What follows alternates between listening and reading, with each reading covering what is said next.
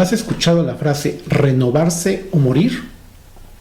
Generalmente esta frase lleva consigo cambios drásticos en formas de actuar, en formas de pensar, en formas de trabajar, con el objetivo de seguir subsistiendo. Hoy más que nunca esta frase ha cobrado un impulso en las escuelas, en nuestros lugares de trabajo. Lo vemos en los mercados, lo vemos en los restaurantes y no se diga en un futuro lo que van a ser los cines, los eventos deportivos, los conciertos. Y obviamente en la iglesia también vamos, por el bien de todos, tener que renovar ciertas medidas sanitarias. ¿Te has puesto a pensar cómo será ese primer servicio dentro de la iglesia? Va a ser diferente a lo que estábamos acostumbrados. Pero también yo le preguntaba a Dios, ¿qué necesitaré yo, Obed, renovar y cambiar? Porque de algo estoy seguro, es que no quiero regresar igual. Renovarse no es una frase nueva, renovarse es una frase que aparece en muchos versículos de la Biblia, en donde se nos anima a renovar nuestros pensamientos, a renovar este hombre interior, a renovarnos en Dios, a renovar nuestras creencias en Dios, porque si no lo hacemos, caemos en el peligro de llevar una vida religiosa, vacía, falsa, hueca. ¿Qué significa la palabra renuevo? Literalmente es un tallo que sale de un árbol o de una planta que ha sido podado o cortado. Significa cambiar una cosa vieja por una nueva, restaurar lo que se ha deteriorado. Uno de los nombres que la Biblia da a nuestro Señor Jesucristo es el renuevo. Dice Jeremías 33:15: en aquellos días y en aquel tiempo haré brotar a David un renuevo de justicia y hará juicio y justicia en la tierra. También Isaías 53 se refiere a Jesús como un renuevo. El versículo 2 dice: subirá cual renuevo delante de él, y como raíz de tierra seca, no hay parecer en él, ni hermosura. Le veremos más inatractivo para que le deseemos. Yo siempre he pensado que si uno va a la Biblia con el sincero deseo de encontrar una palabra para ser renovado, siempre la vas a encontrar. La Biblia le da el nombre a Jesús del renuevo, a lo menos yo encontré 6 veces. 6 veces se refiere a él como el renuevo. ¿Cómo te sientes el día de hoy? ¿Necesitas tomar fuerzas? ¿Necesitas ser renovado? Quizá uno tiene sus formas de renovarse.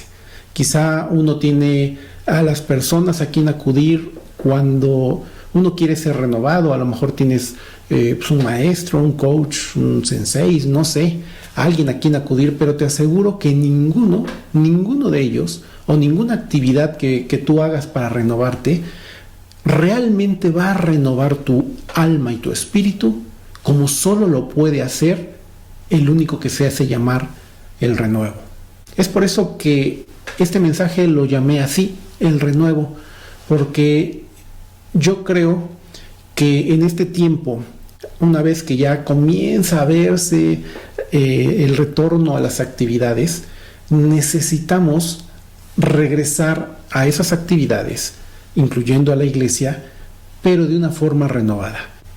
En la Biblia encontramos que alguna vez el templo de Jerusalén estuvo cerrado también por muchísimo tiempo.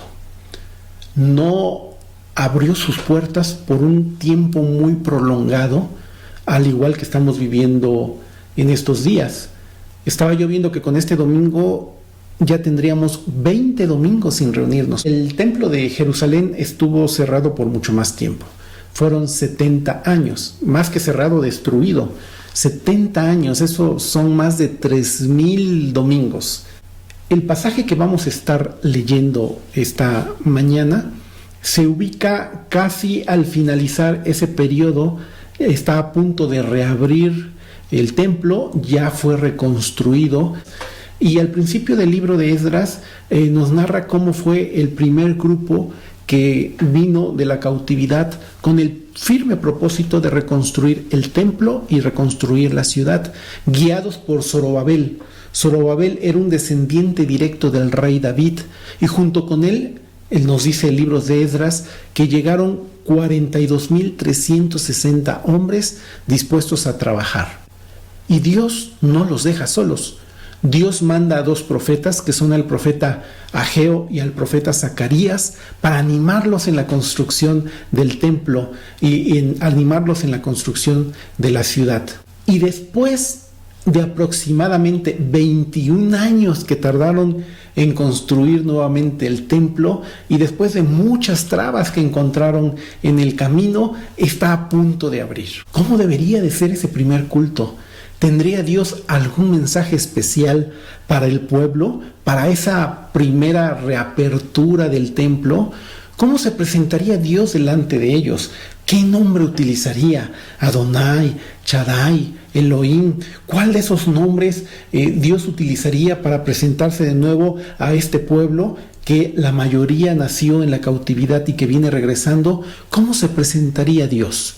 Es el profeta Zacarías quien recibe una palabra especial para esa reapertura del templo. Dice el pasaje en el que vamos a estar leyendo el día de hoy, es el libro de Zacarías, capítulo 6, versículo 9 al 10, y dice así: Vino a mí palabra de Jehová diciendo, toma de los del cautiverio a Heldai, a Tobías y a Jedaías, los cuales volvieron de Babilonia, e irás tú en aquel día y entrarás en casa de Josías, hijo de Sofonías. De los 42,360 hombres que regresaron del cautiverio, Dios escoge solo a 3. ¿Por qué escogió a estos 3? ¿Qué tienen de especial estas 3 personas que Dios le dice a Zacarías, ve y tómalos y llévalos a la casa de Josías? ¿Qué vio Dios en ellos? Solo tenemos sus nombres, pero con sus nombres es suficiente. Los nombres en la Biblia siempre nos van a dar lecciones, siempre tienen un mensaje especial para nosotros. Recordemos que estos hombres vienen de estar cautivos, vienen de dejar todo, no, son esclavos, no tenían muchas posesiones, no era de envidiar su posición. Llegan a una ciudad en donde todo está destruido, en donde no hay empleos, en donde el trabajo es muy duro, hay que sacar escombro, en donde la casa que ellos alguna vez llamaron hogar está destruida y obviamente les trae muchos recuerdos. Entonces, si nos tratamos de poner en el lugar de ellos y tratamos de ver cómo veían el mundo, estoy seguro que su espíritu no estaba muy animado.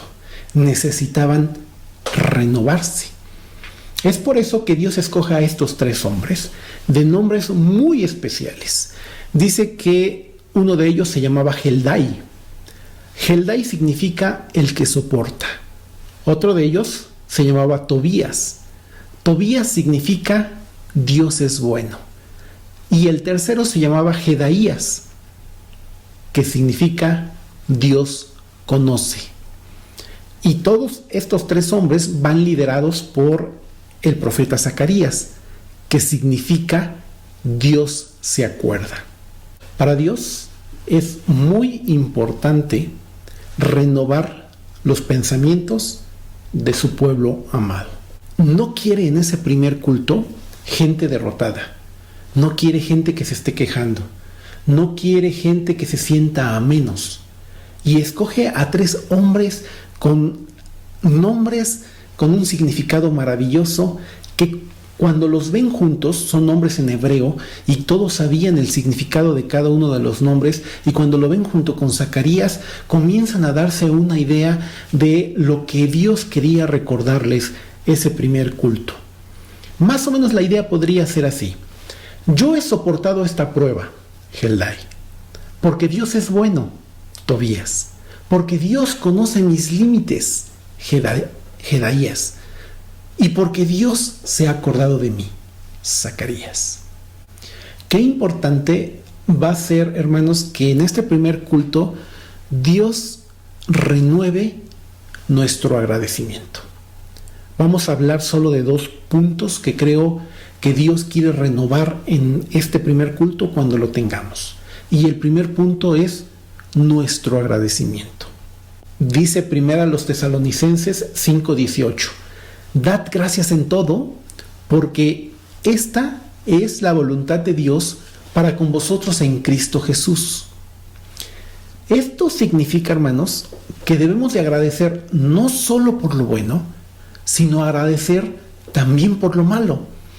Estamos tan acostumbrados de dar gracias, pero solo por lo bueno. Lo que Dios quiere hablarnos esta mañana es que aprendamos a ser agradecidos no solo por las cosas buenas, sino también por las cosas malas. Eso es lo que nos está diciendo Pablo en los Tesalonicenses. Dad gracias en todo, porque esa es la voluntad de Dios. Todo es lo bueno y lo malo. El pueblo de Israel no tenía mucho que agradecer. Estaban viviendo en una ciudad desolada, en una ciudad con muchos escombros, en una ciudad que no tenía la muralla construida todavía. Esa se iba a construir más adelante, como nos dice el libro de Nehemías.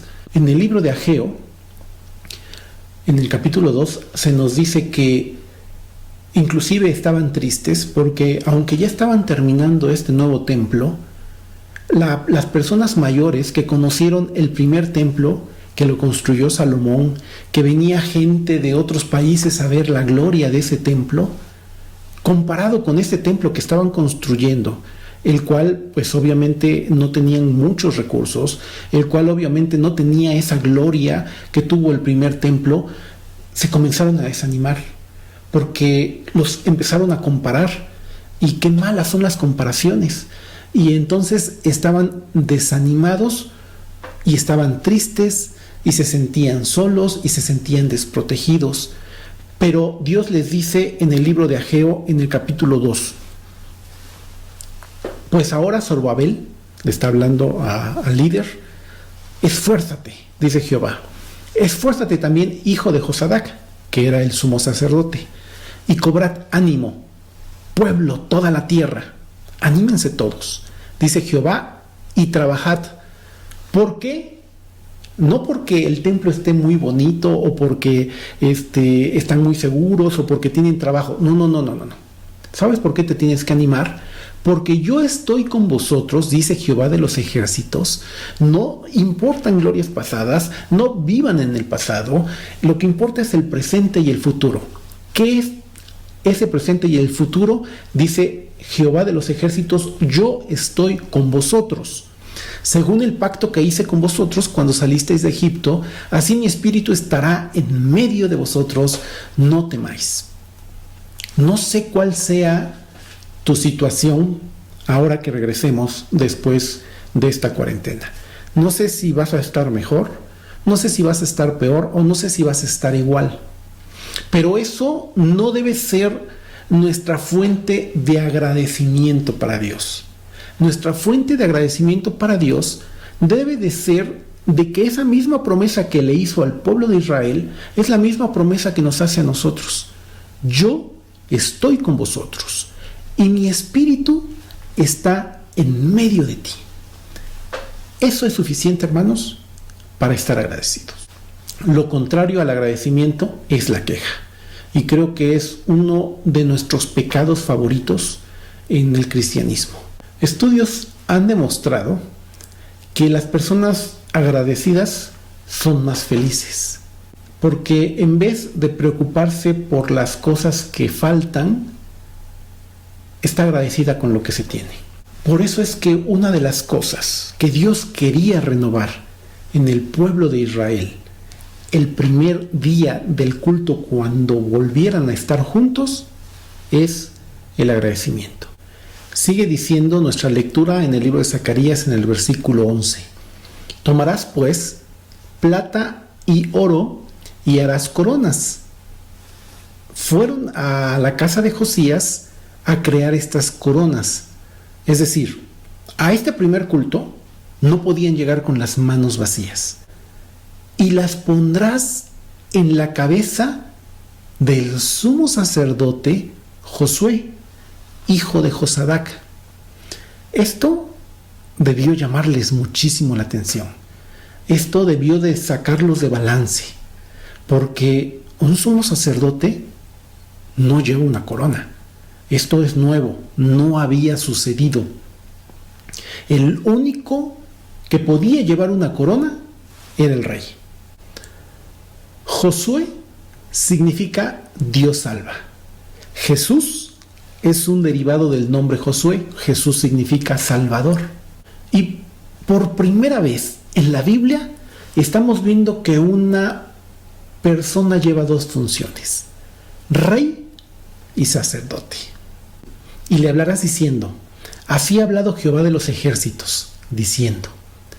Es Dios hablando, no son palabras de Zacarías lo que vamos a escuchar. ¿Qué palabras son las que les va a decir a su pueblo? ¿Qué es lo que está a punto de decirles? ¿Cómo se va a presentar delante de ellos? Escucha. He aquí, el varón cuyo nombre es el renuevo. Fíjate cómo Dios escoge presentarse con el nombre del renuevo en este primer culto de adoración, el cual brotará de sus raíces, como nos dice Isaías 53:2, y edificará el templo de Jehová. Él edificará el templo de Jehová. ¿A qué templo se estaba refiriendo este pasaje? Esta profecía al templo que es su iglesia.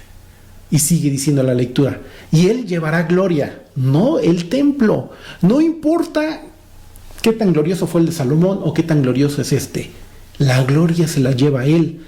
Y se sentará y dominará en su trono, puesto como rey. Ya estamos hablando, aunque está hablando de Josué, está haciendo una profecía del Mesías, de nuestro Señor Jesucristo. Es una profecía mesiánica que tampoco vamos a ahondar mucho, pero que se va a cumplir en un futuro. Pero ve esta parte tan bonita: y habrá sacerdote a su lado, y consejo de paz habrá entre ambos. ¿Quién es el único que puede ser rey y sentarse como sacerdote? Es nuestro Señor Jesucristo. Las coronas, las que hicieron de plata y oro, porque hicieron muchas, no era nada más una, solo una podía llevar Josué. Las coronas servirán a Helén. Helén es otra forma de decir Heldai, el nombre que ya habíamos dicho, a Tobías y a Gedeías, que estos nombres nos recuerdan que tenemos que renovar nuestro agradecimiento a Dios. Y fíjate qué tan bonita es la palabra de Dios, que mete un cuarto nombre a estas alturas. Una vez que ya habló de nuestro rey y sacerdote, mete a otro nombre y se llama Gen. ¿Sabes qué significa Gen o En? Significa gracia. Como memoria en el templo de Jehová. Tenían que hacer memoria de a quién estaban llevando esas coronas. No era Josué, no era a Zorobabel, no era a Zacarías. La memoria de esas coronas es que esas coronas se las estaban llevando a Dios. Y llega a nuestra mente el pasaje de Apocalipsis capítulo 4, versículos 10 y 11, en donde, esto es en un futuro, y dice: los 24 ancianos se postran delante del que está sentado del trono, que es nuestro Señor Jesucristo, y adoran al que vive por los siglos de los siglos, y echan sus coronas delante del trono, diciendo: Señor, digno eres de recibir la gloria, la honra y el poder, porque tú creaste todas las cosas y por tu voluntad existen y fueron creadas. ¿Cuál es esa segunda cosa, hermanos? Ya viendo todo el contexto general de este pasaje, ¿cuál es la segunda cosa que Dios quiere renovar en su pueblo decaído, triste? No solo quiere renovar el agradecimiento, sino también, ¿sabes qué quiere renovar? La adoración. Recordemos qué es la adoración. La alabanza es cuando nosotros bendecimos a Dios por las cosas que Él hace. La adoración es cuando nosotros le alabamos, lo bendecimos por lo que Él es. Tengo en la Biblia 2 adoradores favoritos. Abraham es el primero. Abraham le había costado trabajo 25 años esperar por su hijo. Dios le pide de una manera inexplicable que lo dé en sacrificio. Abraham no lo entiende, no sabe por qué Dios está haciendo esto. Sin embargo, obedece y lleva a su hijo a la tierra de Moria. Y en ese trayecto que dura 3 días, me imagino a Abraham completamente pensativo y destrozado, hasta que llega el momento en que sabe que el camino solo puede seguir él y su hijo. Y le dice a sus criados: espérate aquí con el asno, y yo y el muchacho iremos hasta allí y adoraremos y volveremos a vosotros. Y es que la adoración no es entender lo que está pasando en mi vida. La adoración es más obediencia. Él sabía 3 cosas. Sabía que iba a ir. No se podía negar a ir. Aunque su corazón se estuviera partiendo de dolor, él tenía que obedecer. Algunas veces algún miembro del grupo de alabanza me ha hablado, ya sea el domingo en la mañana o el sábado en la noche, y me dice: Obed, tuve una semana muy complicada y no estoy con ánimos hoy de pararme al frente y tocar. Voy a faltar. Siempre les voy a decir lo mismo: no faltes, no lo hagas, porque nuestra adoración y nuestra alabanza no nada más es cuando las cosas van bien. Nuestra adoración no es por lo que sentimos, nuestra adoración es por lo que creemos. Esos domingos que he ido por obediencia y no porque lo siento, son los domingos que he salido más bendecido. La segunda cosa que sabía Abraham que iba a pasar es que iba a adorar. Dice: iremos, adoraremos. Porque la adoración se basa en obediencia. Imagínate cómo fue esa adoración de Abraham con su hijo Isaac. Él sabía que lo iba a matar y se pusieron a cantar. ¿Tú crees que iba a ser una adoración jubilosa, una adoración en donde hubiera risas? Yo me imagino esa adoración con lágrimas, esa adoración con un dolor tremendo en el corazón, esa adoración abrazados, padre e hijo, sin entender lo que estaba sucediendo, pero adorando a Dios. Y la tercera cosa que Abraham sabía es que iba a volver, porque él sabía que él tenía una promesa de que en Isaac le iba a ser dada descendencia. Él decía: no sé qué va a pasar, pero de que voy a volver con mi hijo, voy a volver. Mi segundo adorador favorito es Job. Job nos dice el capítulo 1 que noticia tras noticia, malas noticias le fueron llegando en un solo día, y que sus ganados y que sus camellos y todo se iba muriendo, hasta que el último mensajero le dice: y también tus hijos murieron, todos tus hijos murieron. Imagínate si tú o yo recibiéramos una noticia así, una noticia que nos destrozaría el alma, nos destrozaría el corazón. Y en ese momento Job, fíjate lo que hace. Entonces Job se levantó y rasgó su manto. No tienes por qué fingir delante de Dios, no tienes por qué llegar sonriente si no lo estás. Él se rasgó su manto, rasuró su cabeza, se postró en tierra y adoró. ¿Quién nos ha dicho que solo la adoración a Dios se debe de hacer cuando te sientas bien? Nuestra adoración no debe depender de buenas o malas noticias. Nuestra adoración debe depender de la obediencia a Dios. Nuestra adoración debe de ser por lo que Él es, no por lo que Él está haciendo. Nuestra adoración no debe de ser porque Dios me bendijo. Nuestra adoración debe de ser porque aunque no lo entiendo, porque aunque no lo comprendo, porque aunque tengo un dolor en el corazón, mi adoración no va a cesar nunca. Así que, hermanos, en ese primer culto, Dios quiso renovar en ese pueblo que venía de una situación complicada dos cosas: el agradecimiento y la adoración. Y estoy seguro, hermanos, que esas dos mismas cosas Dios quiere renovar en nuestra iglesia y en nuestro corazón esta mañana. Hagamos nuestra la oración del profeta Jeremías, que decía: vuélvenos, oh Jehová, a ti, y nos volveremos. Renueva nuestros días como al principio.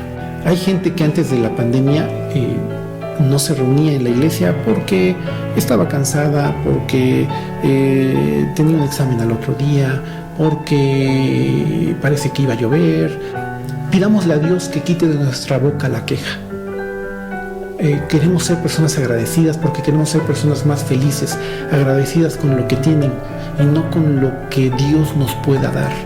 Que Dios nos haga unos verdaderos adoradores como Abraham y como Job.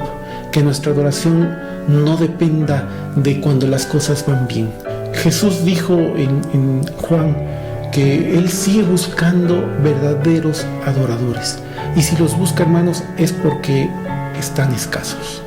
Porque no significa que el que vayamos cada 8 días a la iglesia realmente hayamos adorado.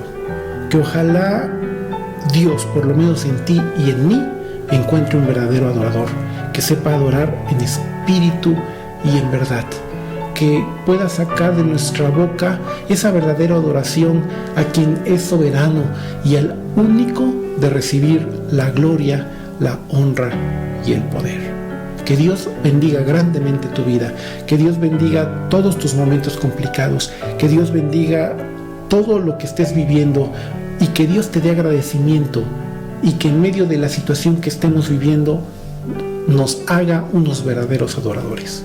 Dios te bendiga y te dé un excelente domingo.